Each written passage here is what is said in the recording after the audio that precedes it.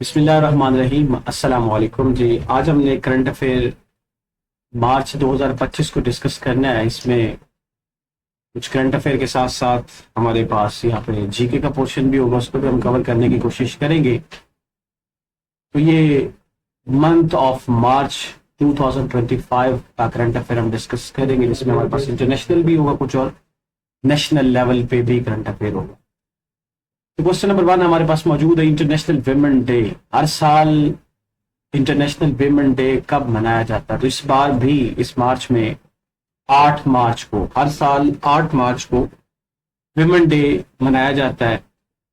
और इसका जो इस बार थीम रखा गया वो एक्सेलरेशन एक्शन रखा गया, इसका थीम आप याद रखेंगे। इस तरह से एक और इम्पोर्टेंट सवाल यहाँ से बन सकता है, और ये हर साल बनता भी है इंटरनेशनल वाटर डे के हवाले से, कि हर साल इंटरनेशनल वाटर डे कब मनाया जाता है। ये 22 मार्च को मनाया जाता है। 22 मार्च को हर साल हम इंटरनेशनल वाटर डे मनाते हैं, ठीक है।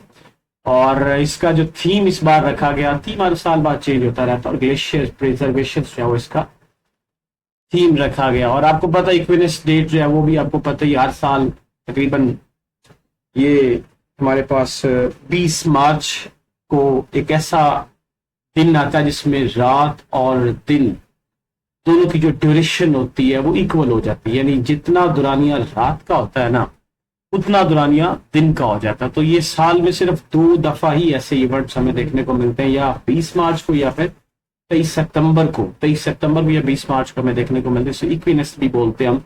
यानी इसमें ये होता है कि दिन और रात का जो ड्यूरेशन होता है वो तकरीबन सेम हो जाता है। वर्ल्ड ट्रिब्यूलस डे हमारे पास है जी, ट्रिब्यूलस डे। तो हर साल ये 24 मार्च को मनाया जाता है, इसको आप जहन में रखेंगे। ये कुछ डेज के हवाले से जो हर साल बाद मनाए जाते हैं, इंटरनेशनल डेज हम इन्हें कह सकते हैं।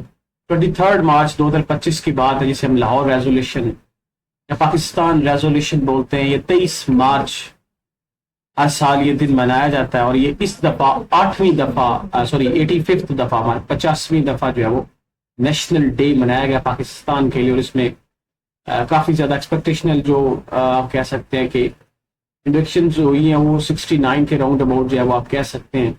और इसमें निशाने पाकिस्तान भी दिए गए। इस दफा ज़ैद भुट्टो को, जुल्फ़िकार अली भुट्टो को निशाने पाकिस्तान से नवाजा गया है।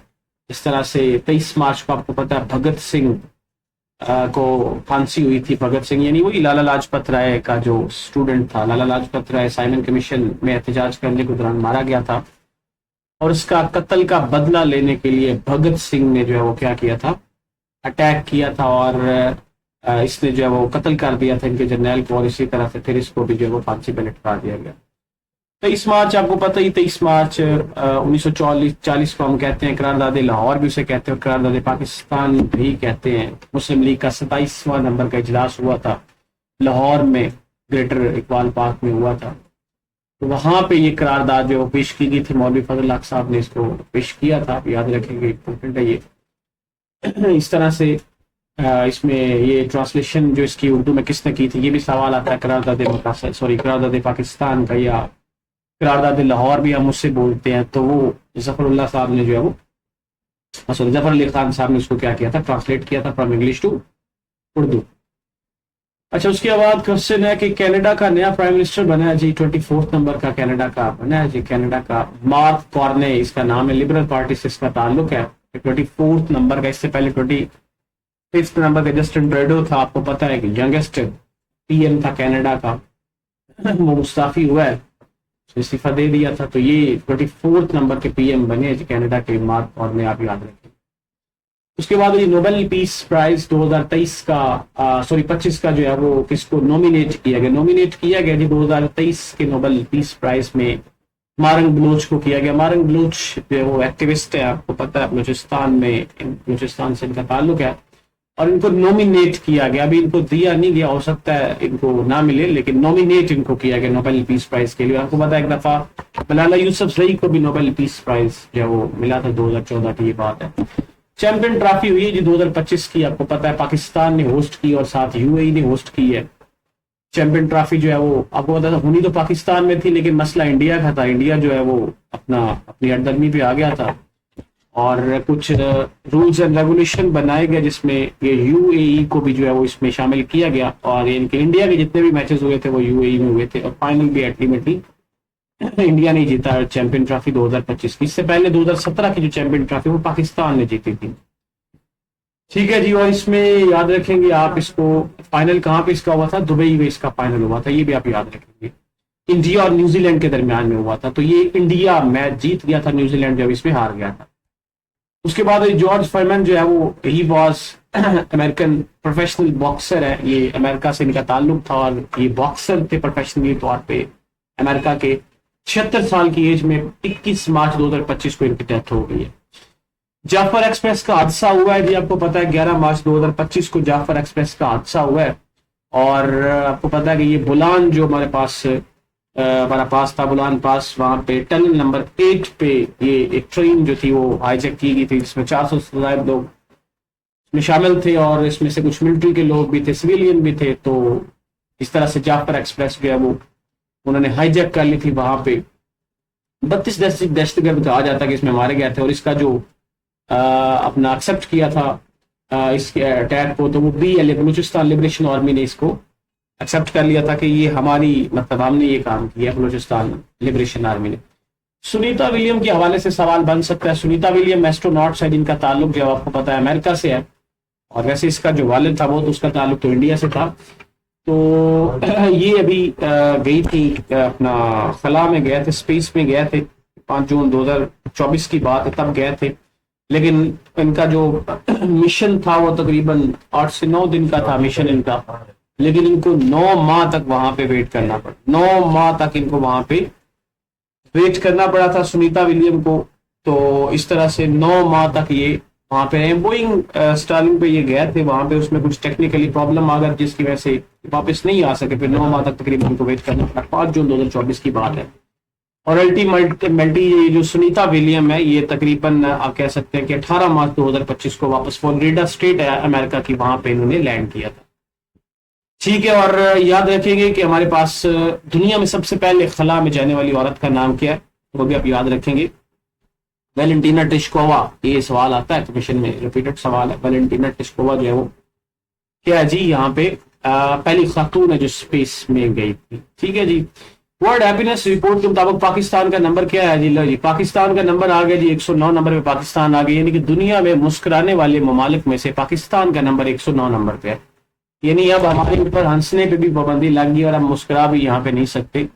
तो 109 नंबर पे हम चलेंगे। फिनलैंड जो है वो पहले नंबर पे, इससे पहले भी फिनलैंड पहले नंबर पे था, और आप ये हिसाब लगाए अफगानिस्तान आखिरी नंबर पे है।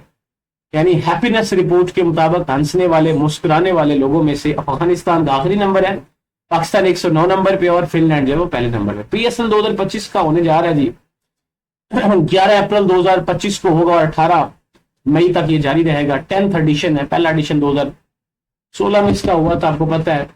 मोस्ट टाइटल्स जो है वो इस्लामाबाद यूनाइटेड में जीते हैं, टोटल 6 टीमें इसमें हिस्सा लेती हैं।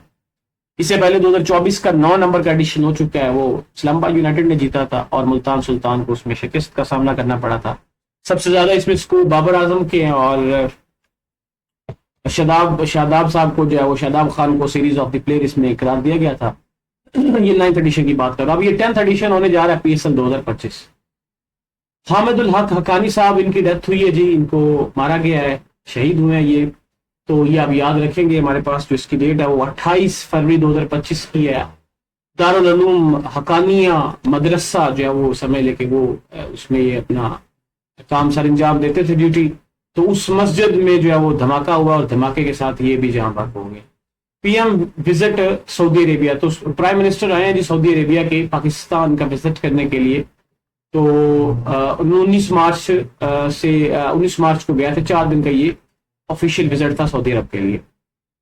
ठीक है जी। कबड्डी वर्ल्ड कप हुआ 2025 का जी। कबड्डी वर्ल्ड कप 2025 का किसने होस्ट किया है? ये इंग्लैंड ने किया था, और इसमें मेंस और विमेन दोनों हैं, और इंडिया ने ये इस दफा जीता है। जिसके बाद ये Armenia agreed on a peace treaty. तो आर्मीनिया अजरबैजान का एक रोला चल रहा था, आपको पता है, नगोर्नो कराबाख का। Nagorno Karabakh is the disputed region between Armenia and Azerbaijan. तो काफी अरसे से, तकरीबन 50 सालों से इनका ये मामला चल रहा था। तो 13 मार्च 2025 को जनाब जो इनके दरमियान जो है वो सुलह होगी, मामला रफा दफा हो गया और इस तरह से ये नगार्नो काराबाग का जो प्रॉब्लम था वो भी अपने पाया तकमील को पहुंचा। Special Olympics world winter women's game 2025 की ये आप याद रखेंगे, इसमें पाकिस्तान ने कितने मेडल्स जीते हैं, तो 11 जीते हैं जी। जिसको इटली ने होस्ट किया था ये भी आप याद रखेंगे, ठीक है, जिसका जो मोटो है वो फ्यूचर इज फेयर है। उसके बाद है जी पाकिस्तान अप्रूव्ड एनओसी स्टारलिंक। तो पाकिस्तान ने जनाब जो एनओसी अप्रूव की है जी स्टारलिंक के हवाले से। स्टारलिंक आपको पता है एलन मस्क की कंपनी है, इंटरनेट के हवाले से दुनिया की तेज तरीन इंटरनेट कंपनी एलन मस्क की स्टारलिंक की है, जो सैटेलाइट पे बेस करती है। तो इसके हवाले से आपसे पूछा जा सकता है कि किस कंपनी या किस मालिक या किस ऑनर की कंपनी को जो है वो एनओसी जो है जारी की गई है। इस तरह से फीफा वर्ल्ड कप 2026 का होने जा रहा है जी। यूएसए, कनाडा और मैक्सिको यानी नॉर्थ अमेरिका इसको होस्ट करेगा। और फिर 2025 का जो है वो स्पेन, पुर्तगाल और मोरक्को जो है वो होस्ट करेगा। इससे पहले 2022 का जो है वो दोहा कतर ने होस्ट किया है। वर्ल्ड फर्स्ट सेफेस्ट कंट्री, दुनिया की सबसे जो महफूज तरीन मुल्क है वो एंडोरा है। एंडोरा हमारे पास एक यूरोप का कंट्री है, मुल्क है। ये दुनिया का आप हिसाब लगा लें कि हमारे पास क्या है कि दुनिया का ये सेफेस्ट कंट्रीज को करार दिया गया, और दुनिया का दूसरा सेफेस्ट कंट्री ये हिसाब लगा ले यूएई को करार दिया गया। यूनाइटेड अरब एमिरेट्स को जनाब जो है वो दुनिया का दूसरा जो है वो सेफेस्ट कंट्री जो है वो माना गया, और इसने वीजे पाकिस्तान के बंद कर दिए थे, लेकिन अभी कहा जा रहा है कि पाकिस्तान के जो वीजे हैं ये बहुत जल्द ओपन करने जा रहे हैं और 5 साल का तक जो वर्क परमिट इसके हवाले से मिल सकता है। ठीक है जी। अर्थक्वेक आया जी साउथ ईस्ट एशिया में, अर्थक्वेक आया है आपको पता, म्यांमार बर्मा में आया और इस तरह से थाईलैंड में आया। 7.7 शिद्दत का ये जल्जला था, 28 मार्च 2025 को आया था। ये कहां पे आया था याद रखेंगे, ये थाईलैंड और बर्मा में आया था। इसमें बहुत ज्यादा जानी माली जो नुकसान हुआ वहां पे, और पाकिस्तान ने भी उनकी मदद करने के लिए यहाँ से टनों की फॉर्म में यहाँ पे खुराक वगैरह हेल्प की फॉर्म में भेजी है। तुर्खम बॉर्डर जो है वो ओपन किया गया जी। तुर्खम बॉर्डर काफी तकरीबन 1-2-1.5 माह से जो है वो बंद था, मुकम्मल तौर पे फाल नहीं था, चल नहीं रहा था।